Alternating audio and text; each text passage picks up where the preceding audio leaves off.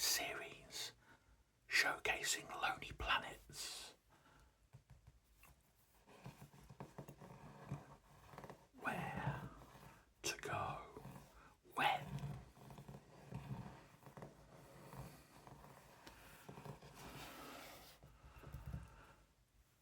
In our first video, we showcased the contents,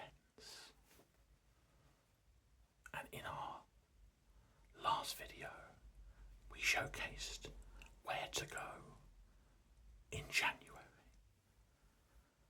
Well, today we move on to February.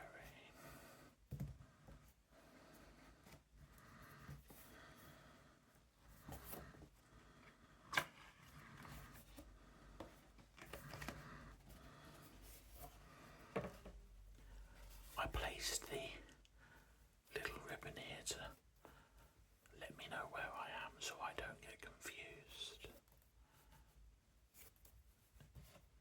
Handy little thing to have here.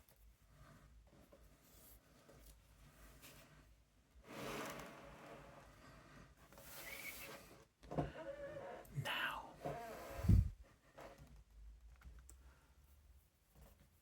where to go in February?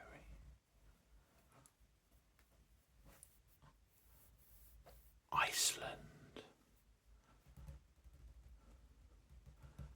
I've been to Iceland myself.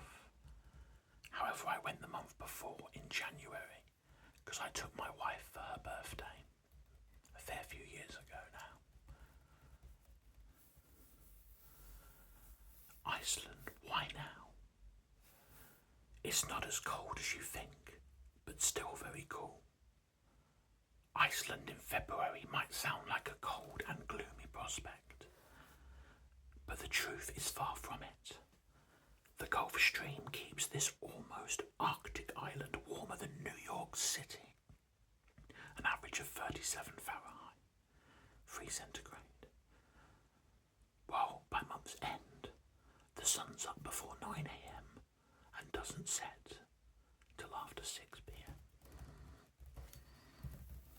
Iceland, Iceland, Iceland.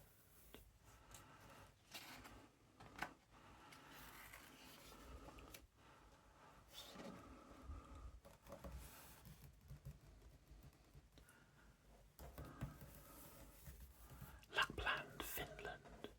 Why now? For dog sleds and dancing lights. The Arctic Circle sparkles at this time of year. The landscape is buried in snow, and lakes are frozen. Polar night, the period of 24-hour darkness, is over, and the sun puts in ever longer appearances. And the magical northern lights are quite likely to dance, according to the Finnish Meteorological Institute.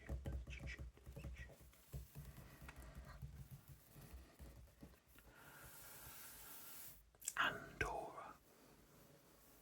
Why now? Good mid-season snow for beginners. Here is somebody skiing. Ski. The Itchy, or Titchy I should say, Principality of Andorra, tucked into the Pyrenees between France and Spain, is basically all mountains, so it's no surprise that skiing is big here. Indeed, Andorra offers the best skiing in the range. It has modern chairlifts, a top-notch ski school, and a good mix of accommodation and excellent slopes for beginners and intermediates.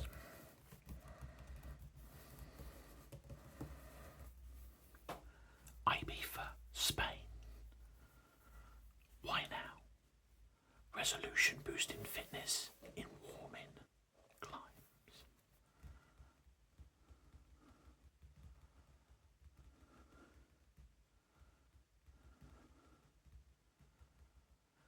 For the antithesis of Balearic hedonism, come to Ibiza now. This island is so well known for its wild summer clubbing scene.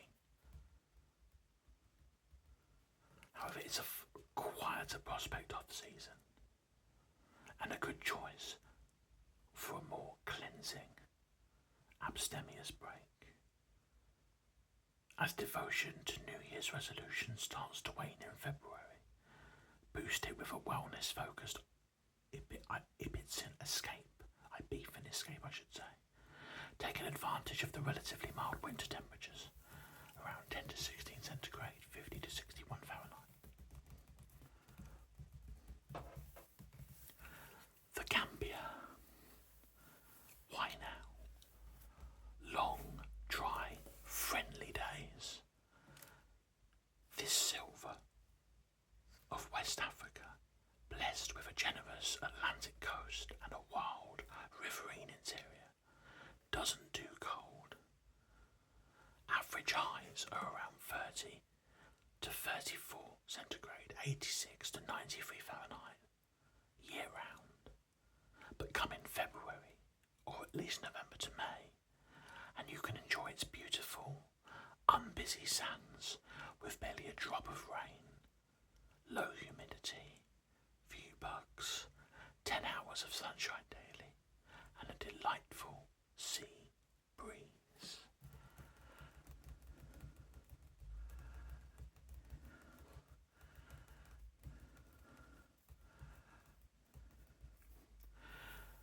Michoacán province.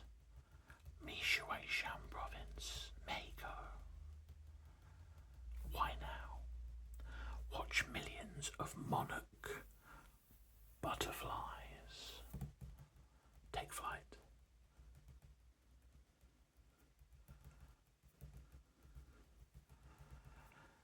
Visit Michoacán's forest on a sunny February morning and you'll witness an astonishing spectacle. Hundreds of millions of orange-black wings, flexing then fluttering, as vast clouds of monarch butterflies take to the air.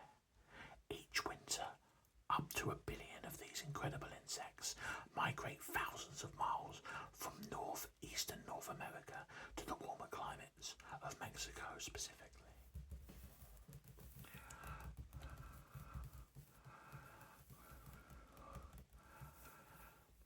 Dominican Republic. Why now? For wind, whales and wonderful weather, the Dominican Republic is big enough to be all things to all corners. Occupying the eastern half of Hispaniola Island, Haiti covers the west. It offers backpacker digs in funky fishing villages, high-end honeymooners retreats, and family-friendly all-inclusives.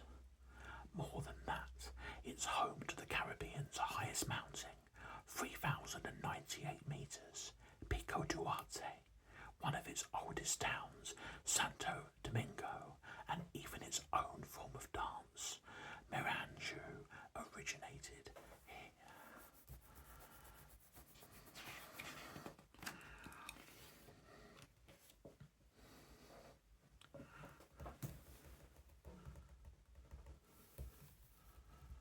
Sailing boats here, look, on the sea.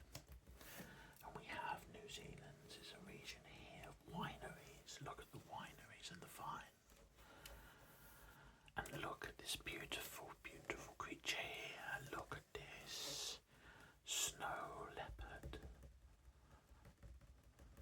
Snow leopard. North and South Island, New Zealand. Why now? To feast with fewer people. February is a New Zealand sweet spot. It's one of the hottest months, 20 to 30 degrees centigrade, which is 68 to 86 Fahrenheit. Yet Kiwi families have taken the kids back to school.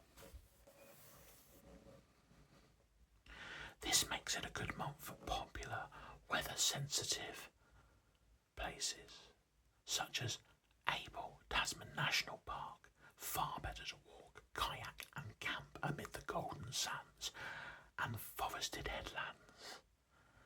Here, when it's sunny and quieter.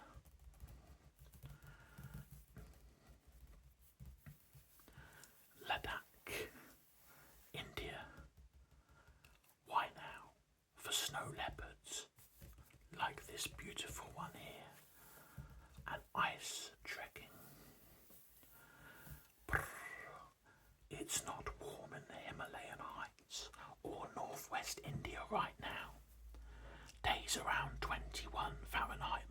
6 centigrade, but it's worth braving the cold for a couple of very special experiences. Wildlife fans should head for Hemis National Park, home to a 400-year-old monastery, and one of the few places on the planet where the elusive snow leopard isn't quite so elusive. Indian Ocean, Kenya. Why now? The air's hot, the water's gorgeous. In a country blessed with some of the world's greatest game parks, it can be easy to overlook the coast. But Kenya's Indian Ocean shore is far from second rate. The fine soft sand is blinding white. The sea is a swirl of crystal clear blues and picturesque fishing chowls, swaying palms and women in rainbow bright kangas add photogenic touches. Lovely.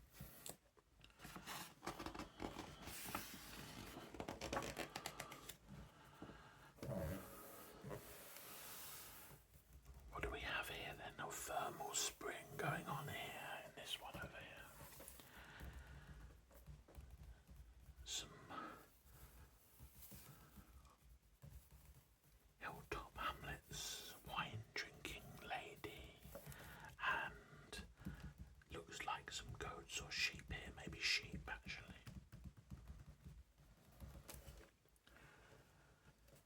Wyoming, United States. Why now? Hot slopes, hot springs. When snow cloaks the cowboy state, special things happen. Skiers and boarders will love the Teton Mountains resort of Jackson Hole, nicknamed the Big One on account of its steep, squeaky bum terrain and great powder, driest and deepest January to February.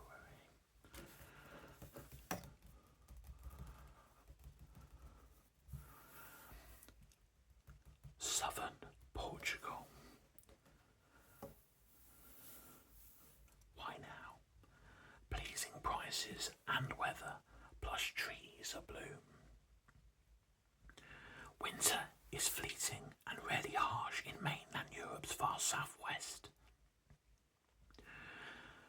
The beaches of the wilder western Alentejo coast and the calm southern Algarve might not be hot enough for swimming, but they'll be nicely uncrowded and even more picturesque, perfect for strolls or mountain biking.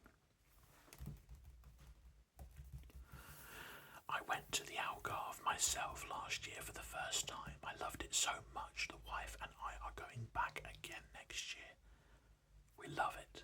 We fell in love with Portugal. We fell in love with the Algarve.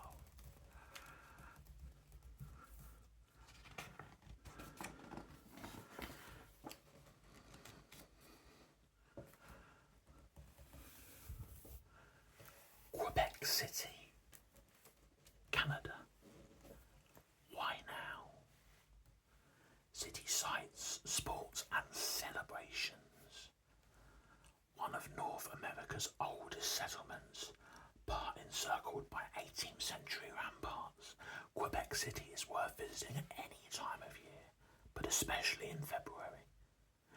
Granted it's freezing, -5 centigrade to -15, 23 to 25 Fahrenheit, but the Quebecers doesn't let that stop them.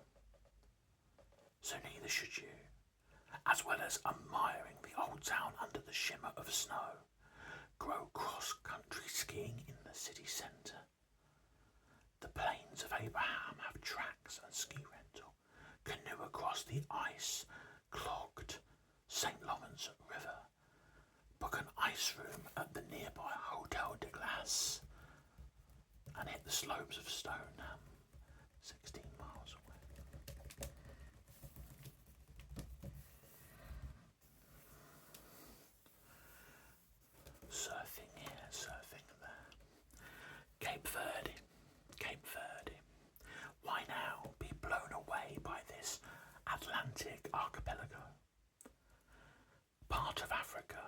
historically influenced by Portugal and Brazil, and dubbed the New Caribbean.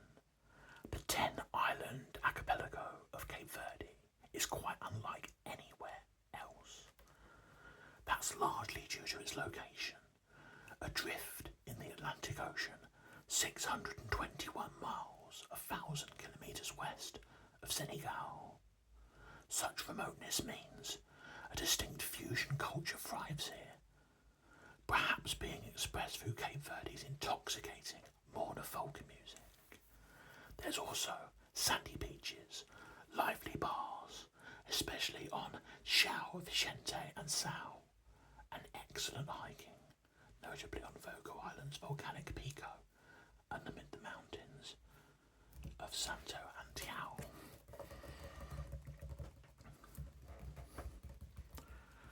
Dominica. Why now? For a natural and cultural Caribbean adventure. Dominica isn't really like the rest of the Caribbean. It does have some great beaches, though they're mostly black sand. Instead, it bills itself the Nature Isle, the country to choose if you want a Caribbean break with extra adventure and a whole lot of green. The rumpled island is almost entirely tucked under a blanket of lushness. Wow.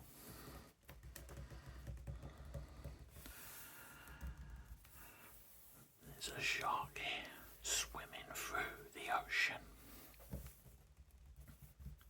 Donsol, Philippines. Why now?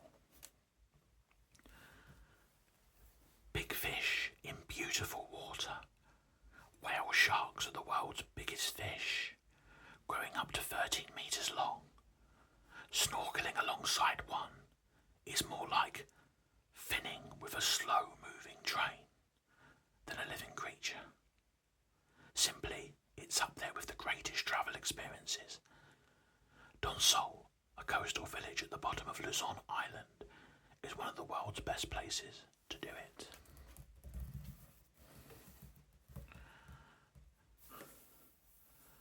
Daylesford, Australia.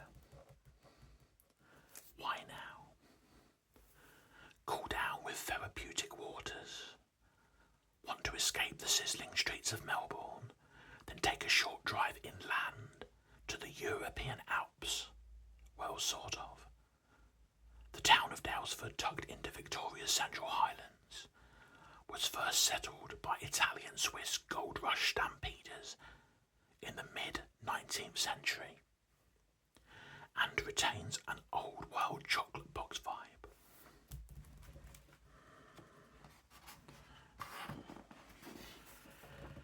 And finally, for February, magnificent photograph here. Look at this. Amazing temples at Angkor Wat. Monks wander the atmospheric ruins at Ta Prohm Temple at Angkor. Wow. So to end with February, we have Cambodia. Why now? Skies are dry and the lake is still high. The weather is dry and wonderful across Cambodia in February, right from the golden beaches of Sihanoukville to the temples of Angkor. Warmer than the early dry season, October to January, but not yet sweltering. This is a good month for exploring the vast UNESCO-listed complex. Long days of sightseeing are a more comfortable prospect in temperatures of around 27 degrees or 81 Fahrenheit. And there's always shade to be found amid Angkor's stonework and jungly pockets.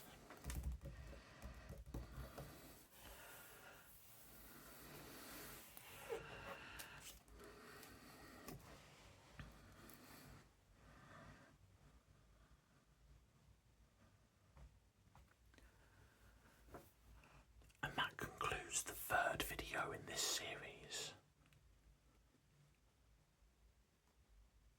of where to go when.